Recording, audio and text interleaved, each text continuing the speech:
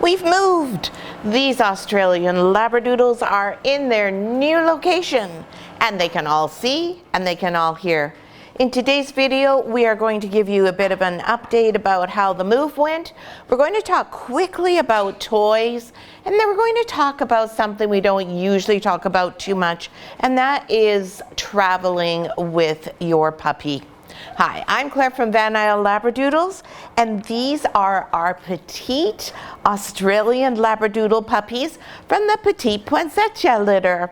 And as you can see, they are growing and thriving and having no problem establishing where the milk bar is and getting their fair share.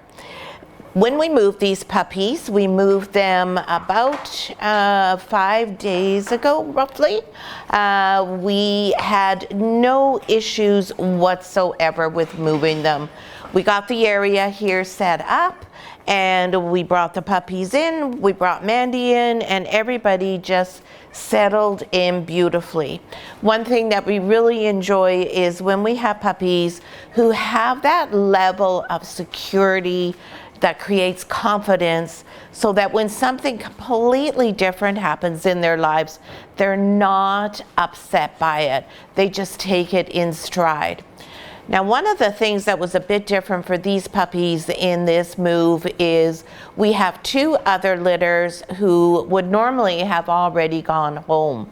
But because we are today, Christmas Eve, they're here still because we do not release our puppies when there is a major holiday event.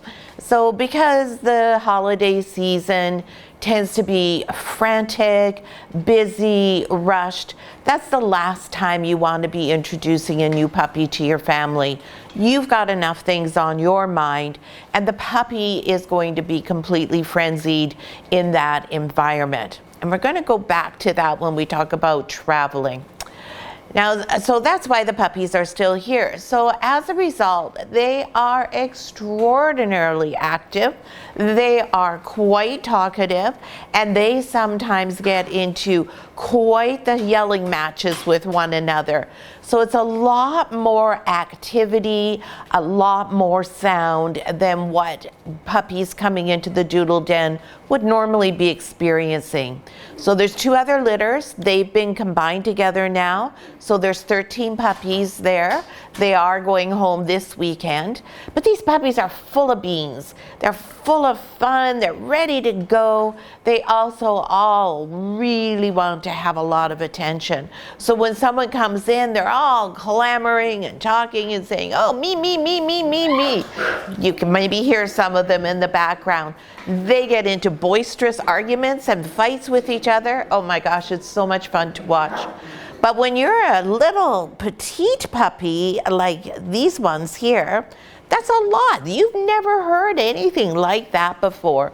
Because remember, their ears have only just opened, so sound is relatively new to them still. And they were in an area where, yeah, sure, they heard our household sounds and everything was being very calmly and gradually introduced. But there wasn't a lot of loud things going on. So what did we do to prepare them so that they were so successful with this move? Well, one of the things we do is we use music. So music has a really strong influence on dogs.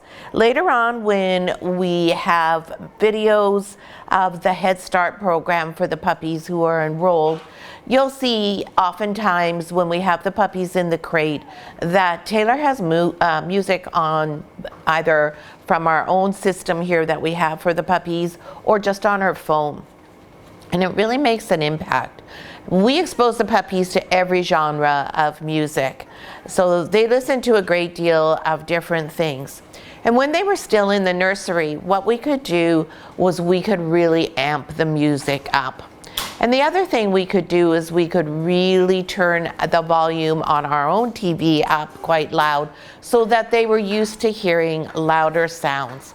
And in that way, they were more prepared for when they did make the transition into here and were right next door to a lot of loud, mouthy puppies. So those are all part of the things that you and we do to prepare puppies for different experiences.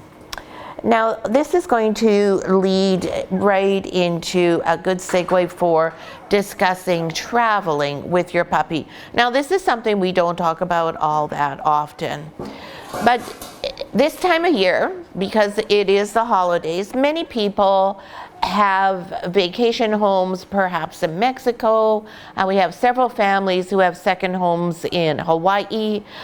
We have many families who have second homes in Arizona, California. And lots of people have timeshares. And lots of people just like to go on holidays over the holiday season to somewhere that's a little bit warmer than Vancouver Island. Although right now it's really warm on Vancouver Island, but it is raining. So how do you get your puppy ready to go with you on an adventure like this? And is it a good idea to take your puppy with you, or should you leave your puppy at home? So there's a whole lot of different answers to that, but one of the key points here is if you're traveling with your puppy by air, many people say to us, oh, we travel back and forth to Ontario. We travel back and forth to Mexico. I need a really tiny dog. So they opt for a petite size like this because they think it's fine. The puppy will comply with the weight requirements of an airline for traveling in the cabin with them. And that's fine. It is obviously a personal decision what you wish to do. I do not believe that dogs enjoy traveling in the cabin whatsoever. As infants like this, or not like this, but at 8 weeks, sure thing. But once they are 3 months old, it's miserable for them to travel in the cabin. You have to put them in a flight bag. Reynolds, do you mind grabbing one of them for me? Sorry. The flight bag has to be compliant with the airline. Your dog must be able to fit into the flight bag, be able to have some headroom, thank you, and be able to move around. So this is a standard airline approved flight bag. You can see it's not very big. Now Mandy definitely is compliant in terms of the weight restrictions for an airline. I can put Mandy in this flight bag if I want to. Now, do you think Mandy would enjoy that? Yeah, not so much. She'll go in there and she'll sit in there happily for a couple of minutes, but she will not enjoy being in there. It's like this. And then she has to get shoved under the seat of the airplane. Now, unless you're traveling first class and going internationally and you have a pod, underneath the seat is very small. It's extraordinarily uncomfortable and miserable for your dog to be in that position. Your dog will be far happier in their normal crate like this one here. This is an airline approved crate. This crate has made many trips with dogs who are bigger than Mandy in them. And the dogs have all come back out of the crate when we've landed. Big smiles, their tails are wagging, and they come out looking like they've had a day at the spa. You and I get off the airplane and our hair is all over the place, our clothes are wrinkled, or kind of like this. If we travel with kids, our nerves are frazzled, the kids are all, but the dog comes out, oh, hey, hi, that was great. Because when your dog has their crate, they can stretch out, plus their crate is their security. This is their safe place, their happy place, their place of comfort, and they also know it's their place where they rest. So they're already mentally prepared. And then when it goes into the luggage department in the airplane, it is heated, it is air conditioned, and they get that nice sound of the engine, and it's like, and off they go into dreamland. Whereas in the cabin, they're all squashed up into this horrible little flight bag, and they can see you, they can smell you, and the other 100 and whatever people on the flight. They can hear all the announcements, they can hear the flight attendants, they can see the beverage cart. All of these things are happening, so they can't relax. They can't just calm down and go to sleep because there's so much happening around them. And as an adult, they're like, hey, excuse me, I'm in this little box here. Are you gonna let me out now? Why am I not sitting on your lap? Why am I not moving around? Something like that. It's really not comfortable. Now, if you have your dog as an accredited service dog, then your dog can travel outside of a flight bag and actually have a seat. That's a different story, and dogs are very happy traveling that way. We do have a couple of people who do travel on 5-6 hour international flights with their assistance dog that is fully accredited, and that dog loves, or those dogs rather, there's more than one, they enjoy the flight because they get a seat, they get to go in the aisle right in front of you, and all of these people also tend to travel first class, which means you have a little bit more room in the seats.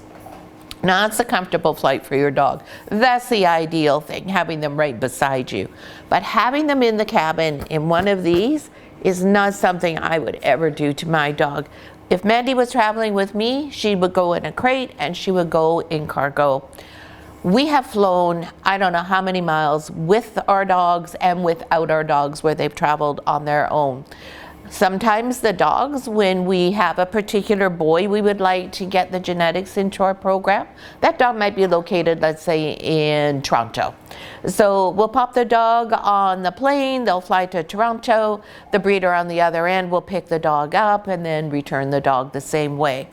And we have never experienced an issue or a concern. Many of our dogs are in Europe, so they have flown to England, they have flown to the Netherlands, they've flown to Germany, they've flown all over in various different ways. England is the only, or not the only, but one of the very few countries in the world where a dog cannot fly in the cabin under any circumstances. So those dogs always are going in a crate, and we've not had an issue. Everybody is completely content. It takes you a little bit longer because you do have to check in a bit earlier, and generally your dog is the last thing to come out when the baggage is unloaded. But that small amount of extra time for your dog's peace of mind and comfort is well worth it. So now, one of the things that how this all ties together is preparation. So just like we realized that when these puppies were moving in here, that there would be quite a bit of activity, quite a lot of sounds from the other litters, we prepared them for that. It's the same if you're traveling with your puppy. You need to prepare them. Even if we are taking an 8-week-old puppy and Taylor's delivering it somewhere where she flies, and the puppy is going in a flight bag, you can imagine a puppy who's maybe twice as big as this in a flight bag is totally comfortable for them. We prepare the puppy, we train them to be comfortable in the flight bag. We get them used to that.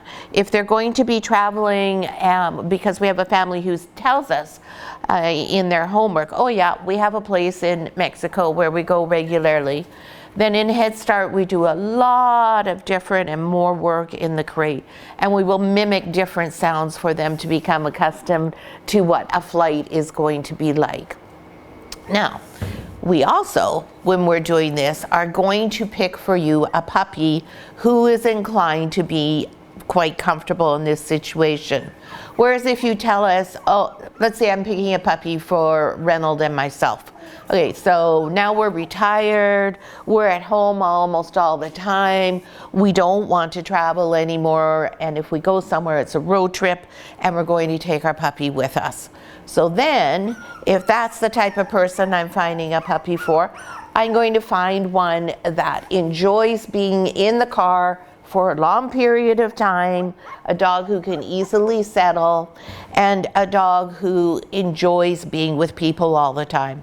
Whereas if you tell me you're traveling to your vacation home in Mexico, for instance, or Arizona, I'm going to choose for you a dog who is more comfortable being independent on their own and flying in a crate.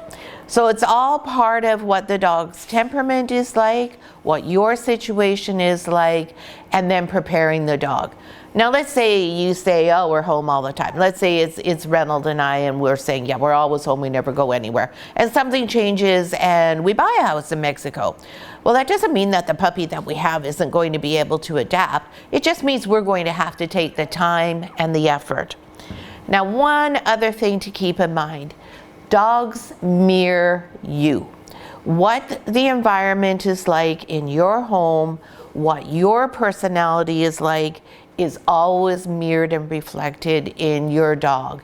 If you're a very gregarious, bubbly, upbeat person who just loves to socialize and try new things, your puppy is going to pick up on that, and that part of your puppy's personality is going to be enhanced. If you're a very quiet person, a little bit maybe more serious, you enjoy staying home, reading a book, and you don't like to see people all that often, your puppy is going to mirror that. Similarly, if you are a very anxious type of person, if you have a lot of anxiety, we're going to find you a puppy who has broad shoulders, a puppy who doesn't get upset and absorb your feelings and then reacts to them. We want a puppy where everything just rolls off their back. But generally speaking, if you're a serious person, you have a more serious dog. Now here's the little funny part about this. Reynolds and I have 3 dogs. Reynolds and I, of course, have different personalities, although we're fairly similar. And we have 3 dogs with 3 fairly different personalities. So Ripple, for instance, is a social butterfly. She just loves to meet new people. She can't wait for people to come over to visit. She has the best time, and she's always right in their face saying, hey, hi, pick me, a little bit like you, yes. Whereas Spirit is a little bit more serious, and she'll bark and talk and say, wait a minute, I gotta check you out. I gotta see if you meet with my approval. And yeah, I might come over, yeah, okay, you can pet me. And then after a little bit, she'll say, oh, sure, you can rub my tummy. But she's quite a different type of dog. Now, if we were traveling somewhere and we were going to take Ripple or Spirit in a crate to travel in an airplane, Ripple would do lots of, oh my gosh, I'm not so sure. But she'd be totally fine. That would all be extraneous in order for someone to come and give her some extra attention. Where Spirit would probably be quite statue-like. She would be looking around. You would see that she was a little anxious because you would see the white of her eyes. She'd probably lick her lips quite a bit. And she would be a little bit almost comatose. And then when she got to wherever we were, she would be the one who would be going, oh, and then she'd be totally fine. Peanut, on the other hand, you could put Peanut in a crate and take her anywhere in the world. She could be in the crate for 2 days. It just wouldn't matter who picked her up. She'd just be like, oh, hey, hi. Nothing bothers Peanut. Peanut is a fabulous type of dog for anyone who exhibits any sign of anxiousness, because she's just like, oh, sure, it's totally fine. I understand you're worried. I'll come over and give you some comfort, but it sure isn't going to bother me. Whereas Spirit, if I'm upset, for instance, Spirit gets upset, and she's not going to relax until I'm relaxed again. Whereas Peanut's like, oh, get over yourself, lady. And Ripple's like, really, is it going to take time away from me? So we have 3 dogs with 3 very different personalities, despite them having been raised and lived their entire lives with us. Indeed, both Spirit and Ripple were birthed by us.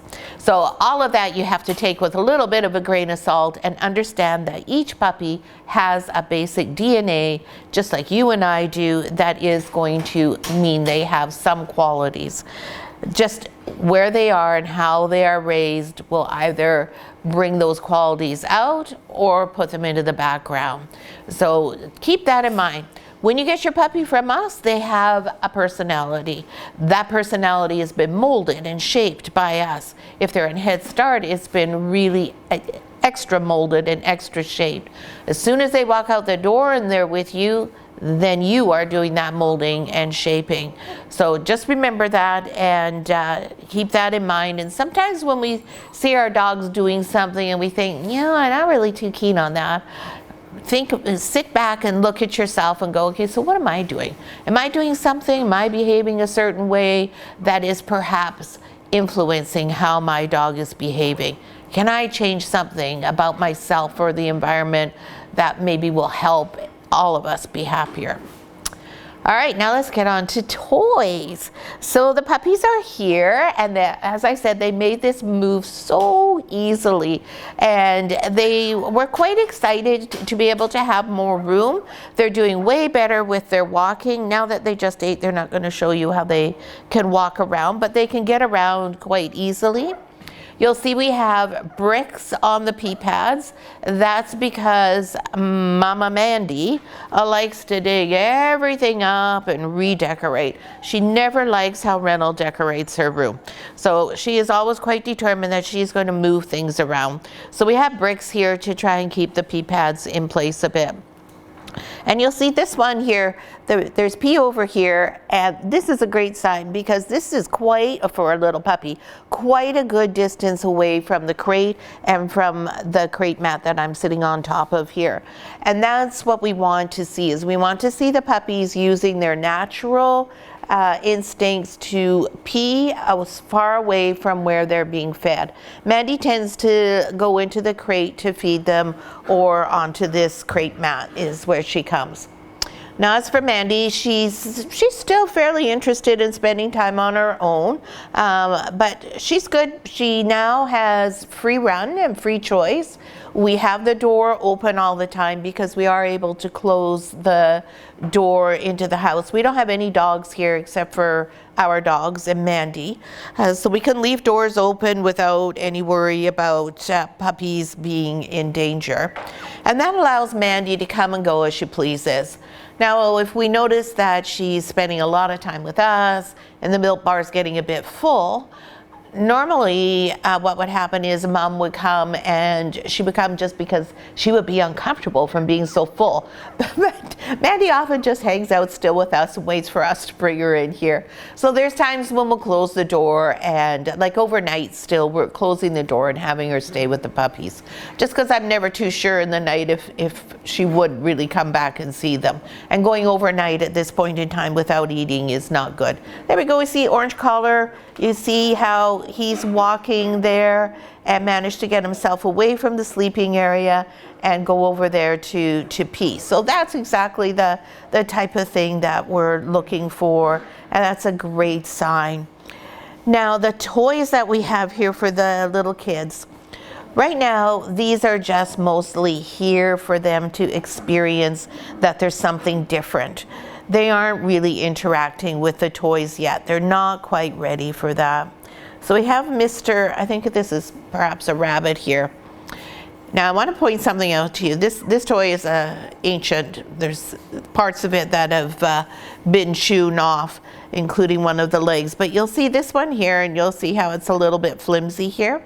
So it'd be really important, if this was your toy, that you would not have this with a puppy who was over 5 weeks old, because this is too easy for them to get through or to tug off. And then these threads at the end here could possibly become loose and something they would swallow. If they swallowed something like this, it could ultimately cause it could get stuck on their throat, or it could be a blockage in their stomach.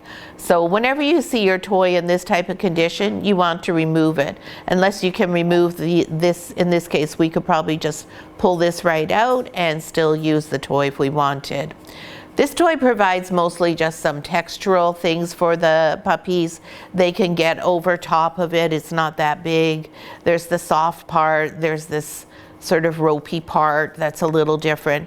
There's no way they can chew on any of this right now because they don't have any teeth. So no teething is going on, so they don't require anything to help with that. And there's nothing in this ear that is split open here, so there's no filling or anything that can cause them any trouble. And because they don't have any teeth, they can't rip this apart, so I'm not worried about it. But this toy, once next week, will be gone. And then over here, we have, because it's Christmas Eve and it was winter solstice, we have some ice skates. This one's missing its blade because these have been around forever and ever. And again, this is just a little bit of a soft texture. It does have squeakers in it, but they're dead.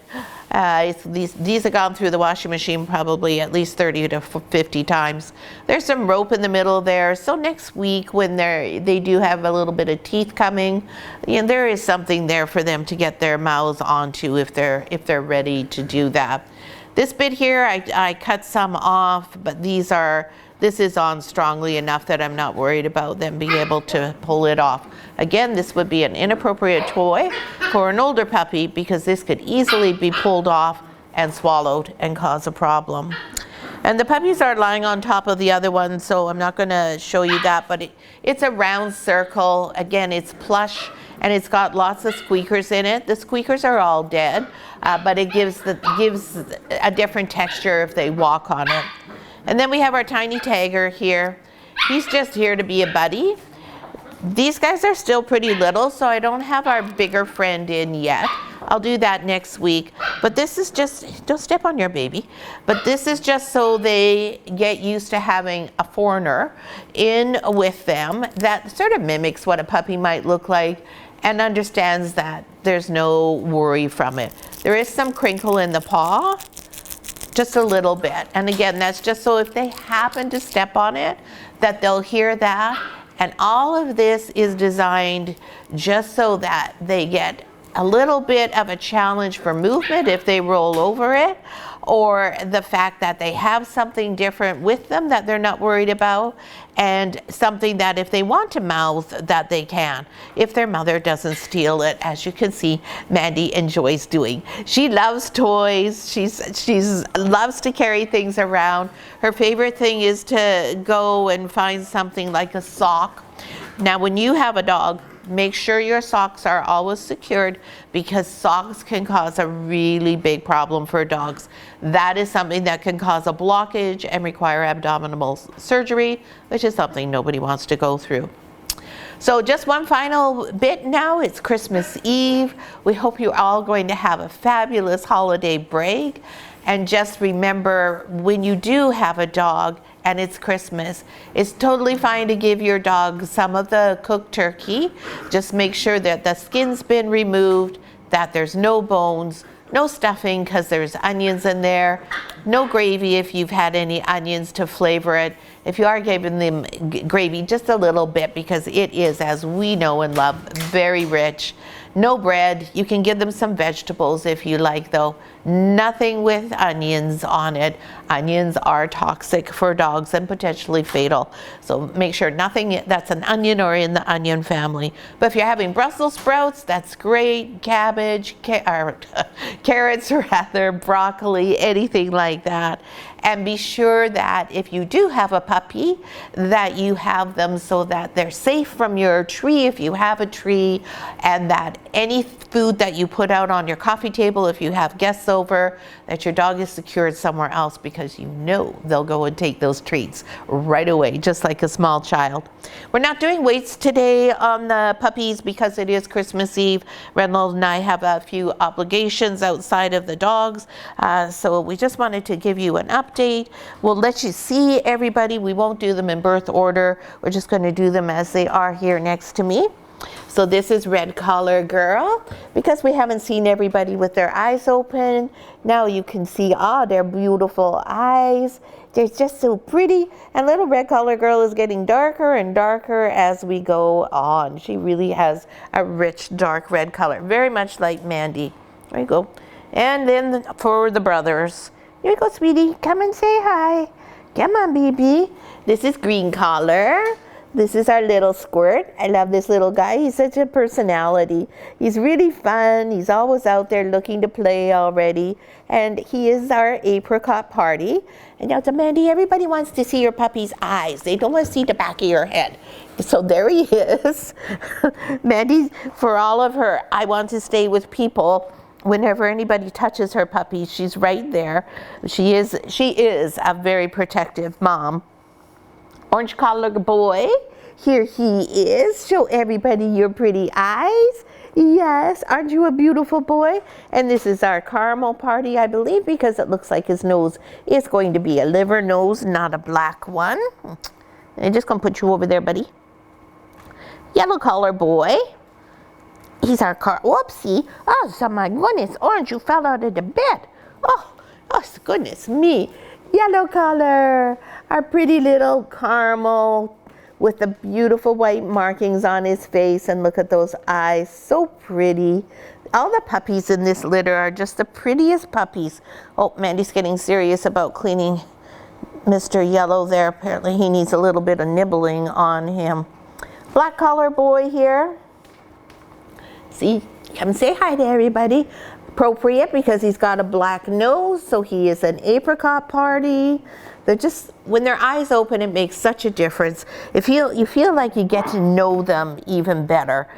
Because for us as people, eyes, as we always say, are the windows to somebody's soul. And that's just how we get to know each other better. And there's our beautiful apricot boy, Mr. Blue Collar, the firstborn in the litter, with his big black nose. I'm a sucker for a big black nose. I really like them. I just think they're just the cutest little things because they look like little button-ons, you know, men. So that is our update. We wish you all a wonderful holiday season. We thank all of you for watching all of our videos in 2024. We hope we'll see you in 2025.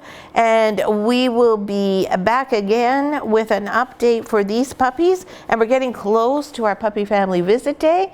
And next week, we might be started on some solid food. Maybe not. We'll see how they go. But we might be seeing that in our update next week. Thanks so much for watching.